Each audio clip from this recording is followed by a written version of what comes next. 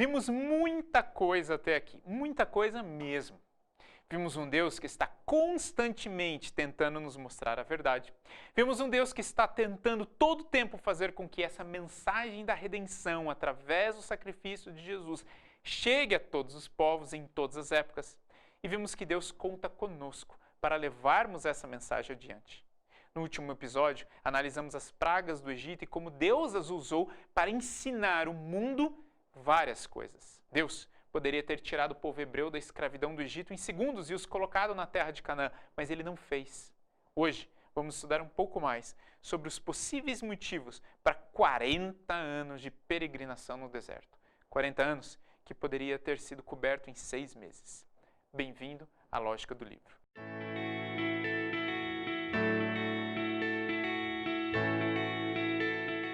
Vimos que depois de ter usado 10 lições para mostrar que só Ele é Deus, chegou a hora de sair da escravidão para a liberdade.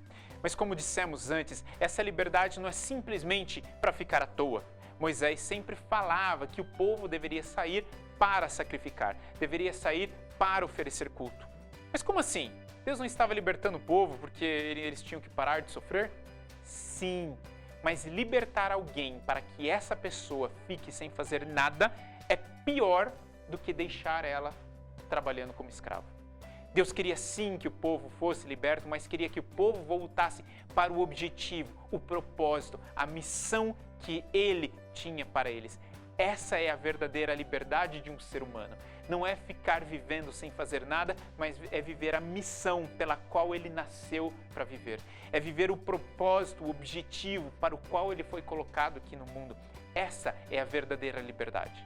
Deus queria que o povo voltasse a ser representante do plano da redenção aqui na terra, que eles voltassem a ser a nação de sacerdotes e professores que, ao aplicarem na prática as leis de Deus e colhessem os resultados fantásticos em suas vidas, pudessem ser um exemplo para todo mundo de que esse estilo de vida realmente é o melhor. Assim, todos poderiam ver que o plano de Deus sempre foi a melhor opção.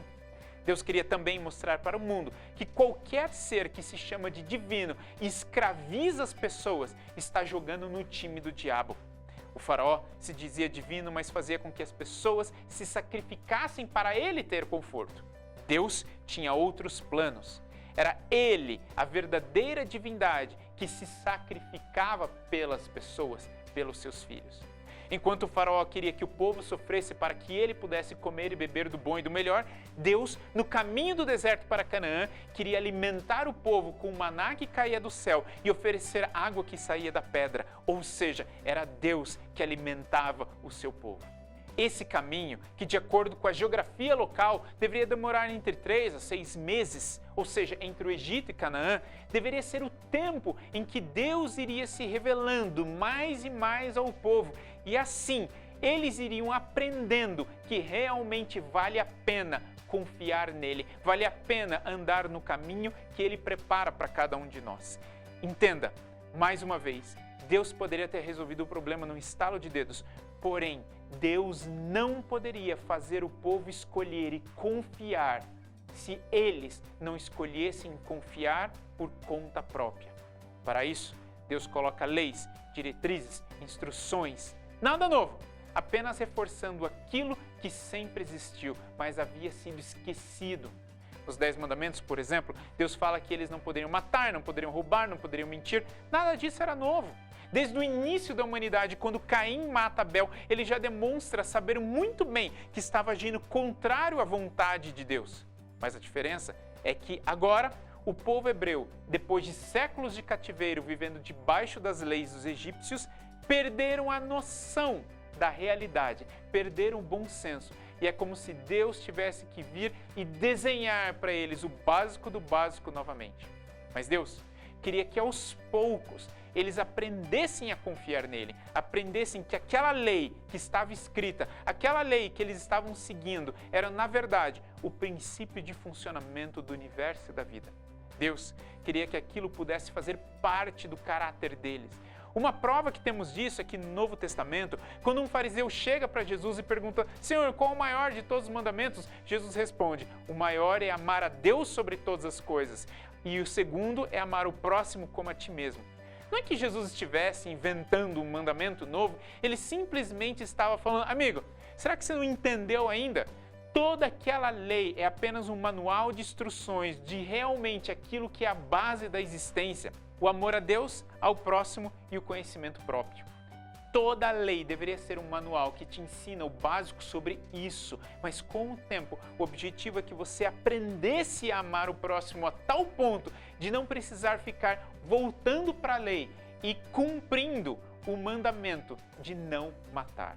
Amigo, vamos tentar explicar isso de uma forma um pouquinho mais clara. Deus sim tem poder para ter usado 5 pragas, 1 praga, meia praga ou nenhuma praga. Deus poderia ter resolvido a questão num piscar de olhos.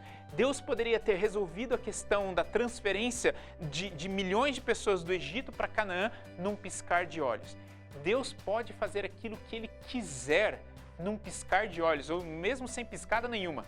Mas a diferença é que nós precisamos desenvolver a confiança e um caráter que esteja de acordo e em harmonia com aquilo que nós estamos escolhendo. Por exemplo, se Deus houvesse simplesmente tirado o povo hebreu e colocado em Canaã, sem praga nenhuma ou sem deserto, eles não estariam prontos para confiar. O caráter deles não passou por crises, por problemas, onde eles teriam que aprender com os problemas, que crescer com a confiança e chegar onde Deus queria que eles estivessem. Ou seja, Deus pode sim fazer o milagre que Ele quiser. A diferença é que você e eu precisamos de tempo e experiência para desenvolvermos um caráter na direção da eternidade. E esse tempo era para ser um tempo curto, onde eles sairiam do Egito, caminhariam por alguns meses, talvez poucos anos, e chegariam em Canaã. E nesse caminho eles teriam os problemas da falta de comida, mas buscariam a Deus e aprenderiam a confiar em Deus. Eles teriam o problema da falta de água, mas eles estariam crescendo em caráter, porque estariam escolhendo não apenas confiar, mas estariam confiando e experimentando na prática a evidência de uma fé que vale a pena, a evidência de um Deus real. Eles estariam crescendo na capacidade de um povo que deveria estar ensinando o resto do mundo que vale a pena confiar nesse Deus. Se você olhar para os outros vídeos dessa série, vai perceber que é isso que estamos tentando mostrar em cada episódio. Deus poderia ter enviado o Messias logo depois de Adão e Eva. Poderia ter sido o primeiro ou segundo filho do primeiro casal.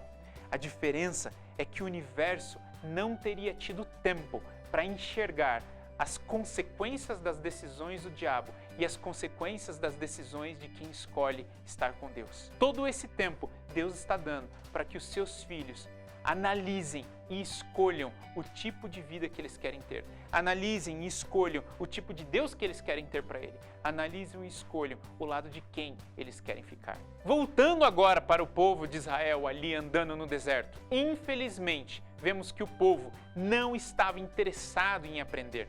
Eles estavam mais interessados com aquilo que eles poderiam tirar de proveito para si mesmos de cada situação. Quando falta comida, ao invés de usarem a crise como oportunidade de crescimento e confiança em Deus, eles reclamam e dizem que deveriam ter ficado no Egito. Quando falta água, mais uma vez, dizem que deveriam ter ficado no Egito. Você percebeu um detalhe aqui? Cada dificuldade que passamos é uma oportunidade de crescermos e aprendermos com Deus. Mas se ao invés de procurarmos os nossos erros e perguntarmos quanto podemos crescer nessa crise, se ao invés disso encontrarmos alguém para culpar, nunca vamos crescer. Estaremos eternamente cavando ainda mais fundo o buraco que começamos a cavar para nós mesmos. Um exemplo até engraçado sobre isso é que quando o povo de Israel está na frente do Mar Vermelho e os egípcios estão vindo atrás deles, quando eles estão numa situação de crise, a primeira crise que eles encontram, eles reclamam com Moisés e ainda dizem: por que você nos obrigou a sair do Egito? Entende? Quando a transferência da responsabilidade e da culpa sempre acontece e eu sempre coloco os outros como culpados pelas minhas escolhas, eu perco a oportunidade de crescer diante de uma crise. E Deus esperava até o último momento para que eles estivessem diante de crises, para que então o caráter, a escolha e a confiança deles fosse fortalecida uma vez após outra, para que assim o caráter fosse sendo construído com o tempo que Deus estava dando para eles. Porém, cada oportunidade é desperdiçada e o povo deixa bem claro que toda a responsabilidade das suas escolhas estão sendo transferidas. Moisés obrigou, Deus obrigou, todo mundo obrigou. Amigo, use cada crise que vem na sua frente como uma oportunidade de crescimento. Não transfira as suas responsabilidades de escolha. Não transfira a responsabilidade que você tem de tomar decisões diariamente. É só através dessas decisões que o seu caráter é fortalecido. É através das decisões para o caminho da eternidade que você está se colocando em harmonia com o caráter de Deus. É por isso que Deus está te dando tempo para que através dessas decisões você faça a única coisa que só você pode fazer por você mesmo, as escolhas para a sua vida e para a sua eternidade. Veja que Deus queria sim que eles crescessem, mas depois de um tempo previsto, eles não estavam prontos para entrarem em Canaã. Quando Moisés manda os 12 espias, 10 deles voltam reclamando e culpando a Deus e a Moisés por estarem naquela situação e dizendo que era melhor ter ficado no Egito como escravos. Amigo, o povo saiu do Egito, mas ainda possuíam a mentalidade de escravos, a mentalidade de coitadinhos. E exatamente por isso não podiam crescer, nem mesmo com Deus andando junto com eles diariamente, pois essa era a decisão que cada um estava tomando para si mesmos. Então, o povo repete de ano. Se não aprenderam a confiar e ter relacionamento com Deus, não teriam maturidade de entrarem na Terra Prometida e serem, mais uma vez, os professores da humanidade. Repetiram de ano. Mais um ano no deserto. E depois o segundo, terceiro, quarto, eles continuam repetindo ano após ano. 40 anos no deserto, sem aprender absolutamente nada. Às vezes, reclamamos e oramos para que Jesus volte logo. Mas será que ele não voltou ainda porque nós não estamos crescendo em maturidade e relacionamento com ele e com o próximo e entendimento de nós mesmos como deveríamos? Será que não estamos orando e pedindo para ele voltar logo e Jesus está dizendo: amigo, eu já estou pronto faz tempo, é você que não está. É você que não para olhar os seus próprios erros com humildade e aprender deles. É você que não está aproveitando cada crise como uma oportunidade. É você que não está aproveitando as oportunidades de chegar mais perto de mim e mais perto do sonho que eu tenho para você. É você que está se perguntando o que mais você merece, ao invés de se perguntar o que mais você pode fazer para que o plano da salvação alcance as pessoas.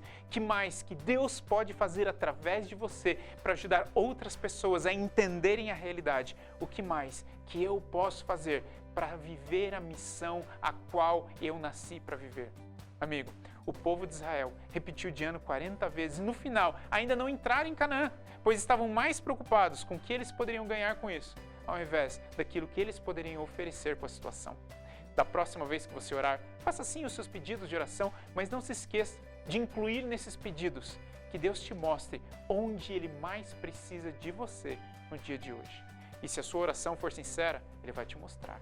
Não fuja das crises, mas pergunte como você pode crescer e ajudar outros a crescerem através dela. Não creio que as crises vêm de Deus, mas creio que Ele pode usar cada uma delas para fortalecer você e a mim, espiritualmente, socialmente, intelectualmente e até fisicamente. Amigo, Deus tem um propósito para você, tem uma missão, um objetivo, e essa é a verdadeira liberdade. Esse propósito não é apenas de te libertar dos problemas, mas de principalmente te libertar da escravidão do pecado, da escravidão do coitadismo, para que você possa viver e se tornar tudo aquilo que Ele sonhou para você antes mesmo de você nascer.